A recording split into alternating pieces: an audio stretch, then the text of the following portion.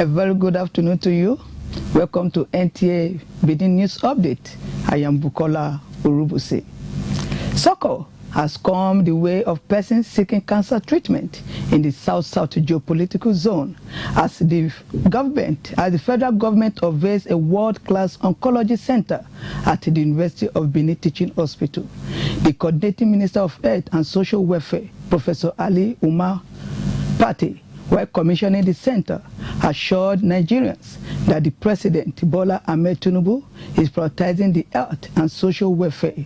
Jude Abugu reports that with estimated 127,763 new cases and 79,542 deaths from cancer annually, the state-of-the-art oncology center is equipped with a true beamliner acceleration system for external radiotherapy, heart stimulators, chemotherapy facilities, among others.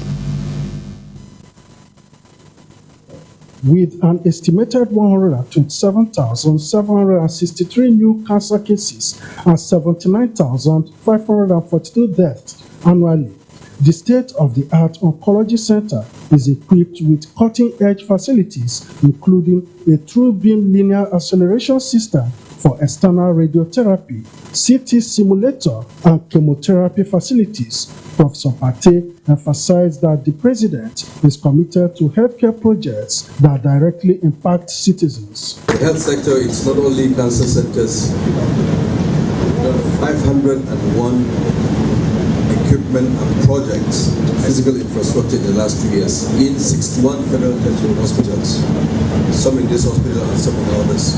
These are all listed, verifiable and available. Thousands of primary healthcare centers have been revitalized, including here in Government officials, including Finance Minister Wale Edun, Information and National Orientation Mohammed Idris Malagi, and the Deputy Governor of Edo State are hopeful that the center will enhance access to cancer treatment in the South-South region. The project we are commissioning today is not restricted to Edo State alone. It's for the 6 states of the South-South region. And we want to say thank you, Mr. President, and kudos to your administration. For 2 to 3 years now, UVTH has been one of the beneficiaries of the National Cancer Health Fund. We have treated more than 359 patients have benefited from this program to the tune of about 430 million. This world-class oncology center will serve as a reference center for treating breast, cervical, and prostate cancers, benefiting patients across the region. In Benin, Jude Abugu, NTA News. The governor of Edo State, Senator Monday Okeolo, has been restored a prestigious leadership award by the Ambrose Ali University Alumni Association in recognition of his visionary leadership, steadfast commitment to education, and transformative contributions to Ambrose Ali University, Ekpoma. Goodluck Enaini reports that the award presented at the Association Leadership and Award Reunion Ceremony was received on behalf of the governor by the majority leader of the Edo State House of Assembly, Jonathan Iyambawe, representing the people of Esan West local government area, who was also one of the recipients. Members of Ambrose Ali University Alumni Association, ECOMA, home branch, rolled out the drums to honor Governor Monday Okpewolo as part of effort to recognize and appreciate his immense contribution to the institution and his commitment to public service. Governor Okpewolo, who was represented by the majority leader, Edo State House of Assembly, Jonathan Ibamao, described the award as a call to do even more for the people of Edo State. Support the governor in every way through the legislative process to see that everything he plans for this university comes into fruition.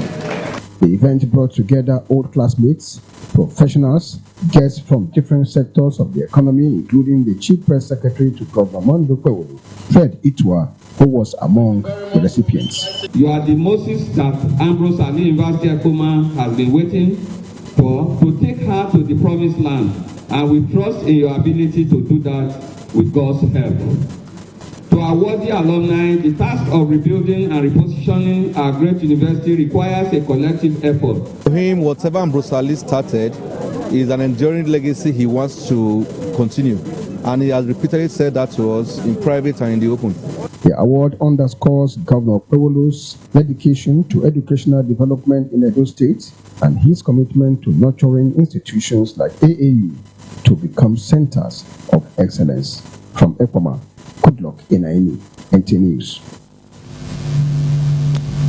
An aspirant in the just concluded Edo Central APC senatorial by-election primary, Glory Ozigbe Momodu, has reaffirmed its loyalty to the party by assuring APC leaders in the state that he will wholeheartedly work for the victory of the party in the forthcoming by-elections. Mr. Momodu stated this while briefing journalists in Benin following the outcome of the Edo Central senatorial primary won by Joseph Ipia. Jude Abugu reports. Glory Ozigbe Momodu, who contested for the Edo Central senatorial ticket, reaffirmed his allegiance to the All Progressives Congress and pledged to mobilize his personal resources to support the progressive agenda of Governor Monday Okpewolo's administration for the good people of Edo State. The governor has demonstrated visionary leadership, and I wholeheartedly align myself with this vision, mission to deliver prosperity, unity, and sustainable development for our people. I also fully support his choice for our party senatorial ticket. As a loyal party member and a loyal party man, he called on members of the party to join hands and work for the re-election of President Bola Tinubu in 2027. I want to assure our party leadership and the good people of Edo State and our good people of Edo Central that the 2.5 million voters for our leader, our president, Asiwaju Bola Ahmed Tinubu, come 2027 is not just a target, it is a done deal. Mr. Glory Ozigbe Momodu also urged APC members in the state to put aside all differences and work in unity to move Edo State and Nigeria forward. In Benin, Jude Abugu, NTA News. Better future for Nigerian child is a future for tomorrow's leader. And that translates the noble cause by stakeholders, civil society organizations, and child rights advocates at the public hearing. National Assembly correspondent Mohammed Rabiu Ali reports that the bill has an act to establish Child Rights and Welfare Commission and that of National Child Protection and Enforcement Agency. Child abuse has been a source of concern to the society that needs legal framework to safeguard the rights of the child. The 10th House of Representatives is fully committed to supporting policies and legislative frameworks that promote the welfare of Nigerian children. The two bills put to debate at plenary now require public input for passage.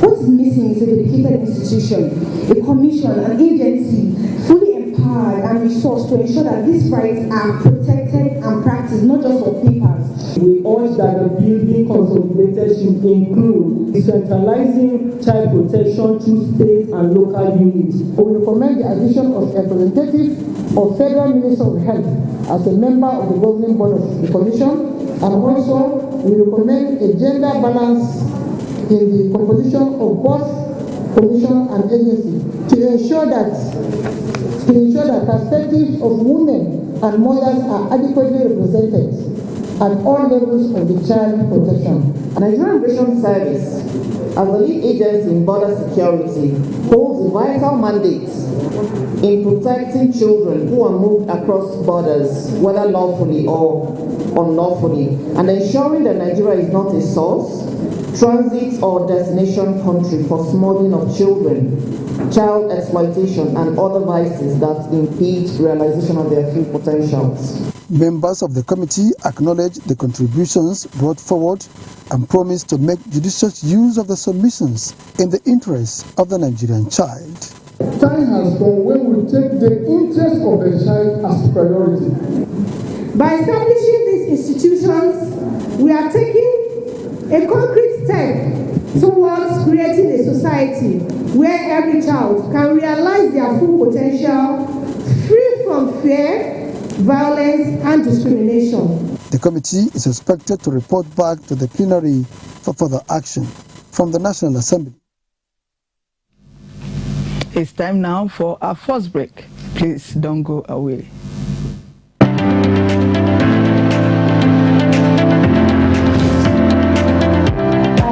Otherwise known as Waka.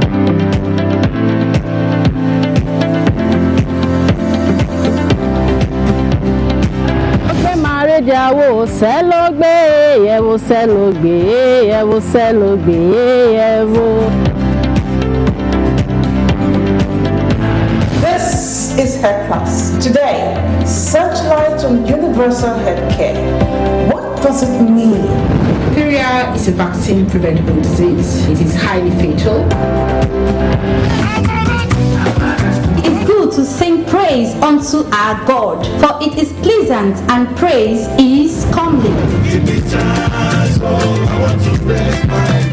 Hello and welcome to another exciting episode on Youth Arena. I can't wait to hear what you guys have in store for us today. So I feel like the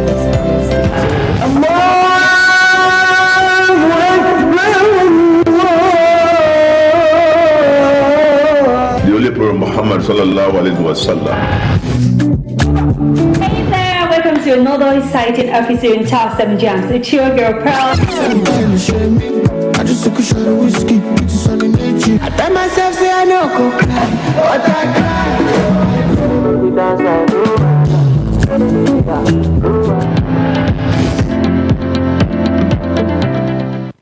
Do you live in Aduawa and environs, or you need a conducive and open field in Aduawa for your wedding receptions, birthday parties, annual ceremonies, family or corporate events in a serene and conducive environment that is close to nature?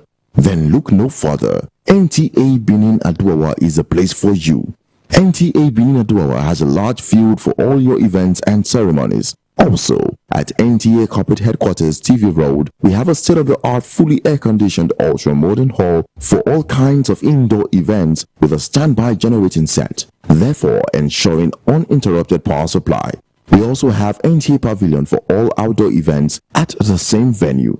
Guess what? Our prices are affordable, locations are easily accessible, venues conducive and highly secured. Our outside broadcast van is available 24 hours and can broadcast your events live. And above all, you can air your events on our award-winning program like Events and Style. And any booking on the field or hall gets a bonus of free news coverage. Wow! What are you waiting for? Grab this opportunity and have your celebration in a grand style. For inquiries and bookings, please call NTA Benin, the award-winning station.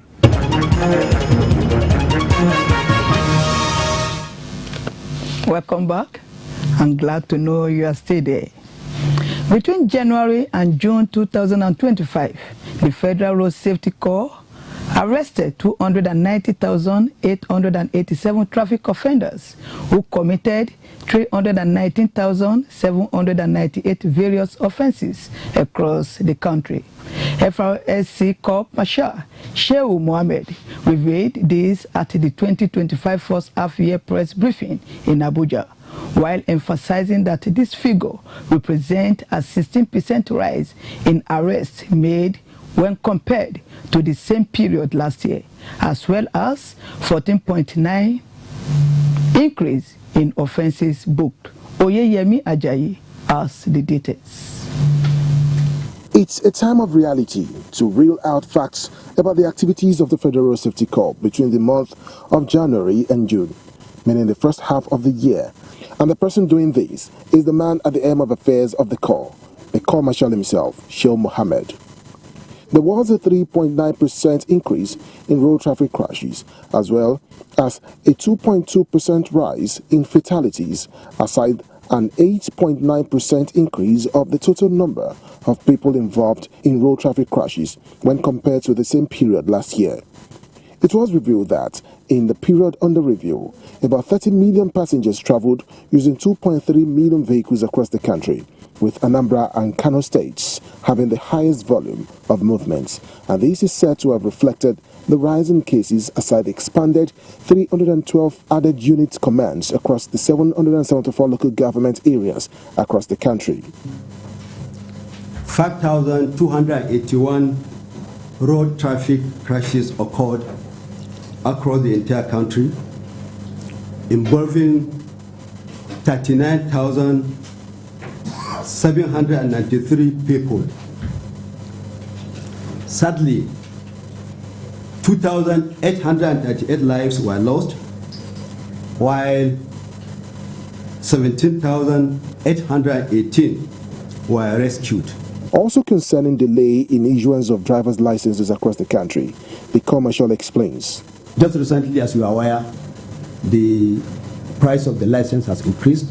We got approval with all the tripartite arrangements that the JTB Joint Task Board, and within this month, you see an increase in the production and distribution of those licenses. It was emphasized that the Corps is not overwhelmed as it remains resilient and committed to rising up to tackle the growing national challenges with professionalism and innovation. Also, the Corps has transited its data management system to a digital paperless system, which commences on the 24th of July 2025. Oyeyemi Ajayi, NTA News. Up next is Sport Update with Bright Ebucho as guide. Ahead of the 8th African Nations Championship, Nigerians home-based Eagles are set to depart for East Africa. Head coach Eric Chell has named his final 23-man squad, including notable names like Nduka Jr., Godwin Obaje, and Sikuru Alimi. The team will depart from Ikenne on Thursday and will fly out of Lagos in the evening, heading to Zanzibar for last-minute preparations before the tournament starts in Dar es Salaam on August 2. Nigeria will compete in Group D against Senegal, Congo, and Sudan, all vying for a place in the final on August 13 in Nairobi, Kenya. Meanwhile, the Super Falcons have arrived in Rabat for their 2024 Women's Africa Cup of Nations final against Morocco's Atlas Lionesses. Justin Madugu's squad is scheduled to have their first training session in Rabat later this evening. Nigeria will face Morocco in the WAFCON 2024 final this Friday at the Olympic Stadium in Rabat. Elsewhere, the UFAC Senior and Junior Cadet Championship entered Day 3. All the participating categories are weighing in ahead of the championship, which begins Friday, and draw for the tournament will take place Thursday. Some Karatakers believe they are ready and set for the championship. Here to represent our nation with pride. We are here to conquer Africa and to make and leave a mark in Africa that Kenya is a force to reckon with in karate. We expected that we have many medals to back home because our people there are waiting for us. And finally, in cycling, Tour de France overall leader Tadej Pogacar suffered a big scare on Thursday when he bumped into a team car of his chief rival Jonas Vingegaard just before the commencement of the grueling 18th stage, which runs from Vif to the Col de la Loze. It remains uncertain who Pogacar was with at the time of the incident, with Visma Lease a bike vehicle. For Sports Update, Bright Ebuchu, NTA News.